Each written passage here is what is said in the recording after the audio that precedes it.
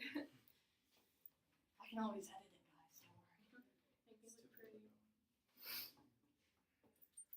All right. So first is comparing and contrasting two films and how they manipulate space. So for me, I said that Battleship Potemkin and Citizen Kane were two good films that I felt manipulated space. I think in Citizen Kane it did really well by having like the montages of his life and like having him start off like with his death and going into like his whole life growing up, and then I think this is just a good example of manipulation of space and time using like montage editing. Anybody have? I feel like in Citizen Kane with the montages and starting with his death, I feel like what that was trying to do is as you go into the newsreel, they're saying that they see what's in the newsreel and you see this man's entire life in like 5 minutes. And they're talking about how all they saw in that film is that he's just an American. They don't know anything else about him. So they want to go find what Rosebud is. So I feel like with that, we as the audience are going along on that journey because we don't know anything either. We just saw him die, and all we saw was that little clip.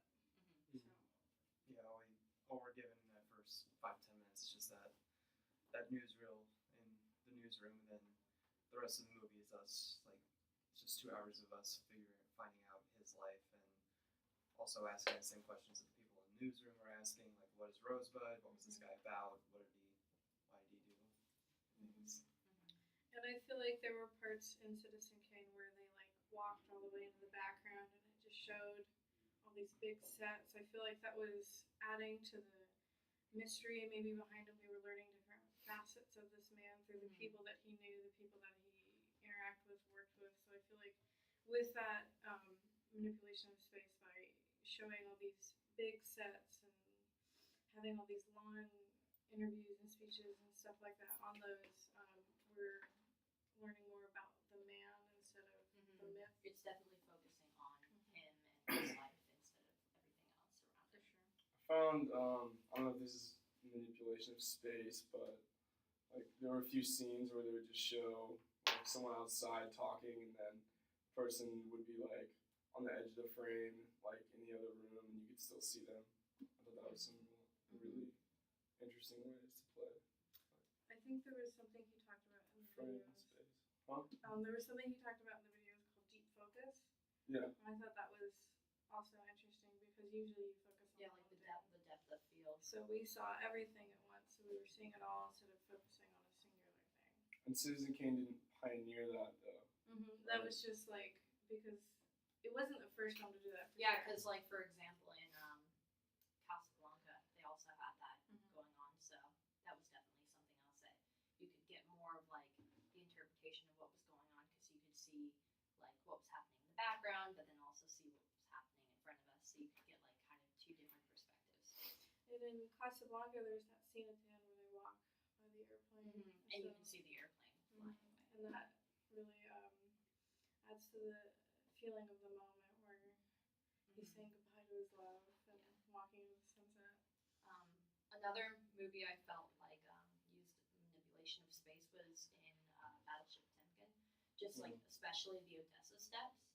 It was like something that easily could have been 1 to 2 minute scene, but then he somehow is able to make it 10 minutes long by extending the event through like a manipulation of what was going on and giving montages of different events that were occurring in the one scene, as well as having like pictures of like the people still running to emphasize that it was still going on. I felt like that was definitely a good manipulation of space and time. That reminds me of a moment in Stagecoach where they're being chased by the Apaches, and there's that sequence that probably could have in real life maybe been A few minutes, but they definitely extended it a lot longer by I showing felt each like aspect. in that same scene where they get attacked, the stagecoach is attacked by all the Indians and Apaches or whatever. It almost looks like when they get shot, like the camera kind of speeds up, you know, or like you're watching the horses run, like it just looks slightly faster. You know? I don't know. I wonder if they sped up the footage of the film. That could have been something for sure. Like near the end of Stagecoach, you see Dusty and Ringo's name. Like you see like this really long scene of them like walking through the town. Like like something that could have just been like a couple shots was like stretched out to like a 5 to 10 minute scene to give more of a like. And I feel like this manipulation of like space and time, which both kind of correlate with each other, I feel like it just kind of adds to the film, makes it more, makes the audience more like think about what's going on more. It gives more anticipation. Exactly. For what's Yeah. gonna happen. So why do we think that genre is a useful concept as a film critic? Well, as the textbooks say, genres usually have this kind of quote-unquote checklist that you can go by, and not every film goes into every single aspect of a genre. So you can be like, okay, well, this film did this film used this and turned it on its head to do something different with the genre, and it helps you figure out how well a film does what it does. And like I feel like knowing what the genre is, and as a film critic, you can kind of like expect what's going to happen in the film, and then kind of compare and contrast like the good and the bad concepts used based on like the same repeated concepts for that specific like genre, such as like a western or horror film or something like that. Just yeah. All right. I don't know. Genre just kind of helps viewers see what they want to see, and it really gives them an expectation of what they're gonna see when they watch a genre film. I know like there are movies that are like blank kind of movie for those who don't usually like this movie, like or a rom-com for people who don't like rom-coms. So like it's sort of like playing on what the audience expects, but like it changes it somehow. So I think that can take critics by surprise, but I think in a good way. Yeah. It definitely helps us compare like different films in the same genre to see how they stack up against each other and all their similarities kind of line up. Like how that short film that we watched, Lacasse or something like that. Yeah. I enjoyed that. Yeah, like that was a science fiction film, but like it definitely didn't have concepts that we would normally see in science fiction genre. It was hard to like place new in genre though. Yeah, it was Yeah. because of the fact that it's like. It almost had like horror vibes to it, you know, in Yeah. some aspects. Yeah. The way they like. But they definitely had like certain aspects that you'd find in a science fiction genre, such as like having it being like after post-apocalypse type thing, and how they're time traveling and doing these experiments. So It definitely carries the theme of like man's fear of scientific technology. You know? And that can bring it back into like a horror kind of genre, because with all like the really strong contrast between light and dark and it being black and white, you can't see a whole lot, but what you can see, it's like it's unnerving a little bit. And it was really cool just to see how, I mean, you can make a short film just using still images, you know, and narration. So for the last thing, it's rating each movie. So what do you think is the best movie out of all of the four?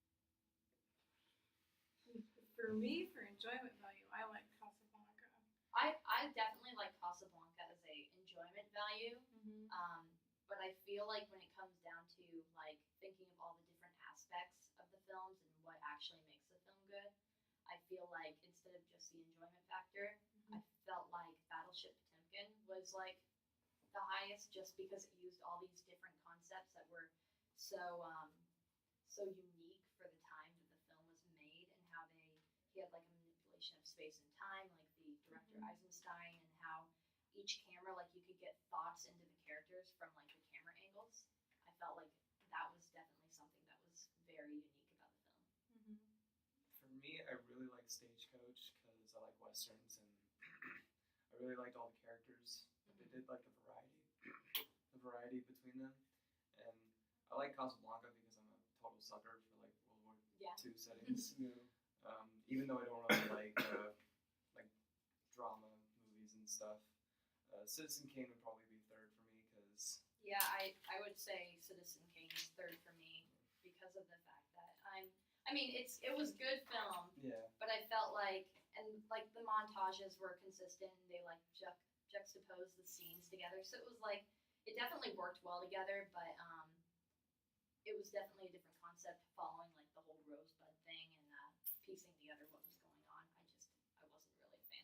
Citizen Kane would definitely be like the last one for me. I mean, it was a very good movie, and I really enjoyed the experimental camera angles in it. But some of the acting by the lead actors just really kind of bothered me a little bit. But overall, it was a really good movie, you know, plot-wise. But I felt like in Stagecoach, they like you could definitely tell the expressions of like how they were feeling towards other characters and like Yeah. what was going on because of just their facial expressions. Yeah, I'd say Stagecoach would be my number one. Number two, Casablanca. Three, yeah, maybe Battleship. And then Citizen Kane is the last one. For me, going off of the whole how well a film uses what it uses, I would have to put Citizen Kane first. Just because I feel like there was a lot into it that I, in my personal opinion, haven't seen in recent movies where you follow. I mean, there are definitely movies where you follow along and try to figure out a mystery in it, but I felt like the way that it did it, it wasn't the first, but it was definitely a strong movie with how it did it. And even knowing what Rosebud was, it was still an interesting journey to follow, looking at each clue as the reporter found it himself. And then next I would probably put Stagecoach due to the fact that I felt that it used a lot of aspects in a Western and also a drama to add to it, but also do things a little differently.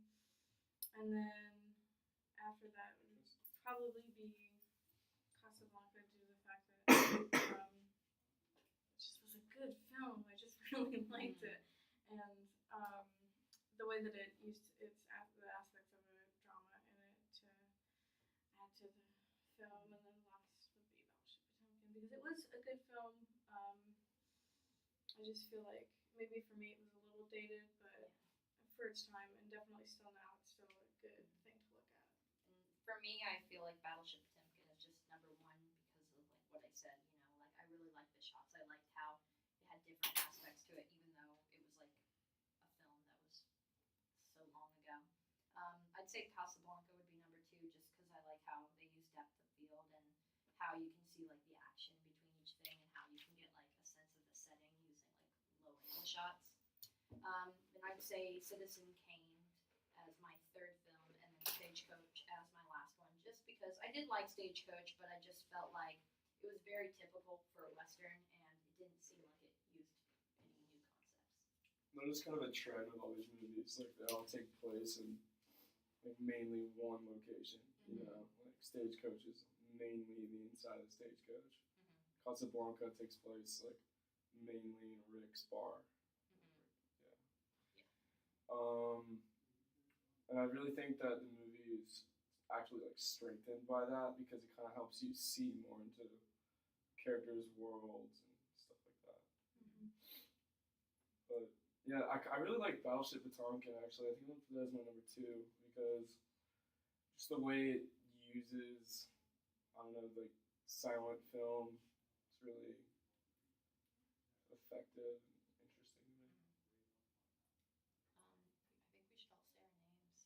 That's who we are. I'm Ben. Taylor. I'm Nova. Katie. Give me an A.